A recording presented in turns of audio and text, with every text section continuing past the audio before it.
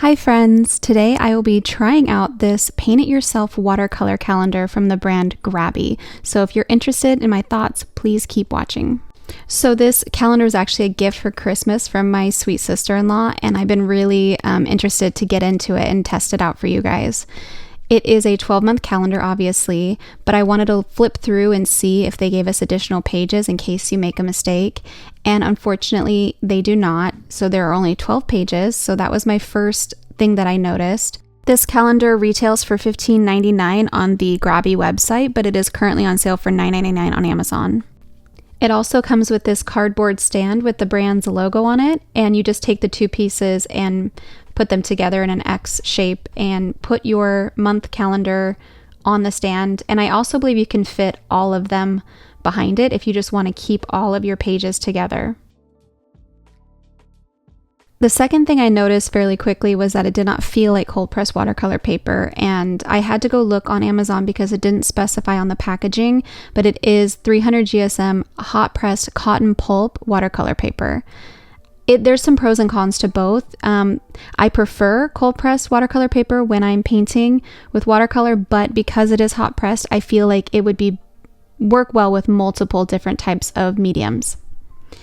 So today I decided to go for a loose abstract landscape. That's really kind of what I'm feeling lately.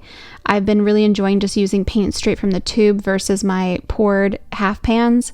And I wanted something that was wintry because we are still in January, something atmospheric with cool tones. So I went for, colors like grays and indigo, Sodalite genuine, and other cool blues that I typically gravitate towards.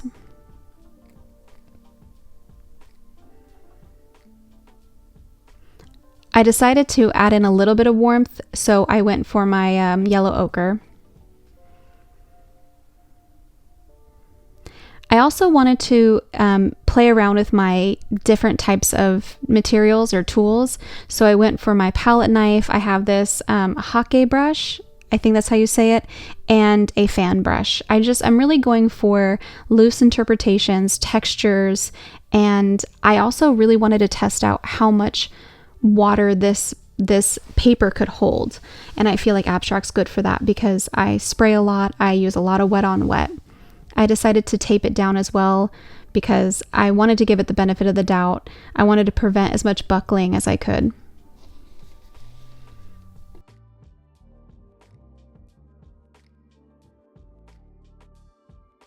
So I'm starting with my Hake brush and I'm just putting on a good amount of water in a sweeping motion. I don't have a fully fledged out idea. I'm just trying to saturate the area pretty well so that when I put my paint on there, it flows.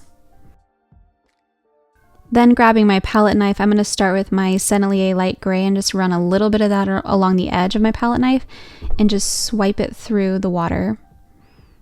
I'm trying to just create kind of like a far away mountain shape, like in between mountains.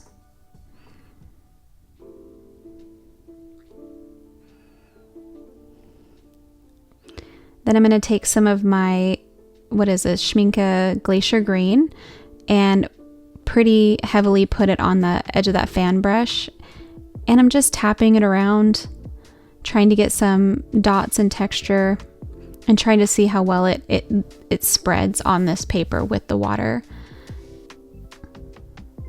Just adding a little bit more water to get that to flow more. I found that the paint flowed pretty nicely. I don't know if this is correct, but I found in my experience that it doesn't bleed as much on hot press paper regardless of the brand when I do this versus my cold press, but that could be brand dependent. I'm not totally sure. Then I believe this was some Sodalite genuine that I added in the same spots to add a little bit of depth, and I'm making some lines with the edge of my palette knife to give the trunk of the tree or the beginnings of a tree. I wanted some of that paint to run down, so I'm just adding more and more water. And so far in the process, I felt like this paper was holding up pretty well. I was pleasantly surprised.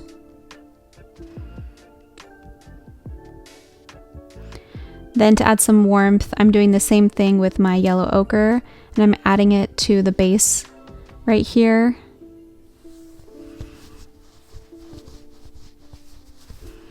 Then I had to pick up one of my detail brushes and start making some tree branches and things like that. Just going with the watercolors that are already on the page, picking up some of it.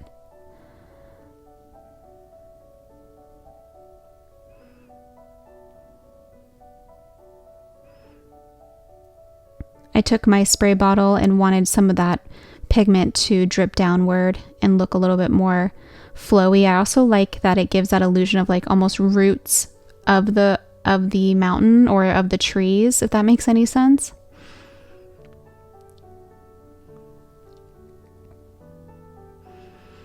I then wanted to test how well salt works on it.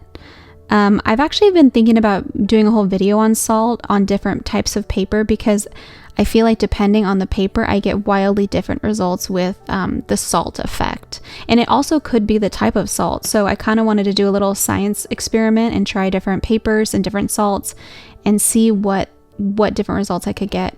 If you're interested in a video like that, let me know. I'd be happy to do it. Now I took my Winsor Indigo, and I feel like this is when my painting really started to come together a little bit and give it more life. This color is so beautiful, and the blue in it is exactly what I was looking for. It was actually a little bit more cool toned in real life than the camera's picking up, but I love the depth that it gave this forest painting or this mountain painting.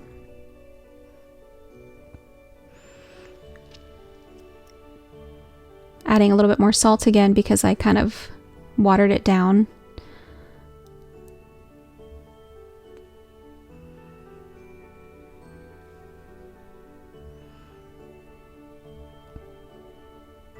And just going straight from the tube, I'm adding some trees and some little birds in the background. Now with this third bird, it was too much water and it started to spread, so I wanted to test how well the paper picked up color, and there was still a stain, but to be fair to the paper, this indigo is a staining color and it is opaque, so I can't fault it too much for that because this is a staining color.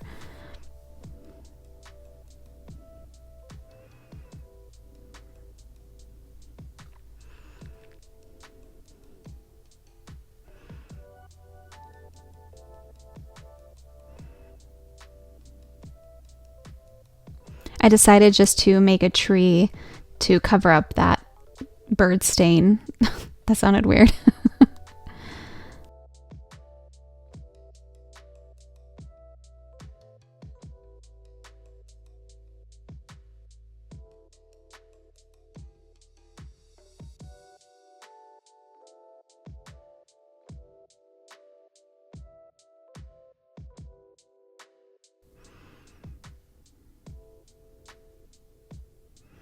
I'm just going to, bolster up that yellow a little bit by adding another layer of it. I've really been enjoying how opaque and punchy watercolor straight from the tube are. It's like, it almost feels that need of working with acrylic while also getting that beautiful effect of watercolor. It's just really working for me right now. So we'll see how long the phase lasts, but right now I'm really enjoying it.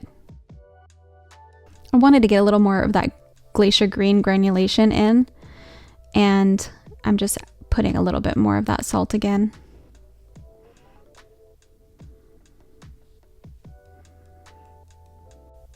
And at this point, I'm pretty pleased with where it's at. I don't want to overwork it and ruin it, so I just dab up a little bit of this excess water and I let it dry.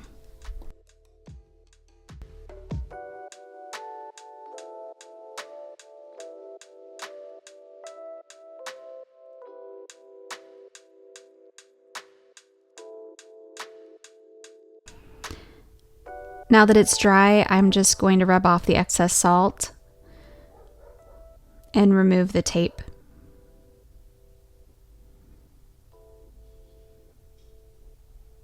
I'm trying to be gentle here. I want to give it the benefit of the doubt.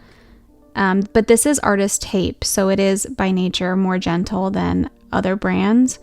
And I did notice a tiny bit of, not tearing, but it did peel up a little bit of the paint paper at the very bottom. Nothing crazy, but do be careful if you're using regular masking tape. Maybe put it on the back of your hand first to get rid of some of that adhesive so that it doesn't tear your paper.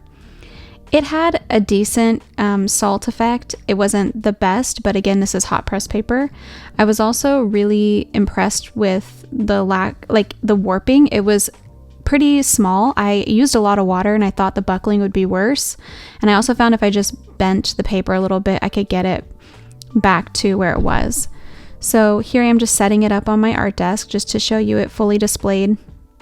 Overall, I was really pleased with this calendar for the price.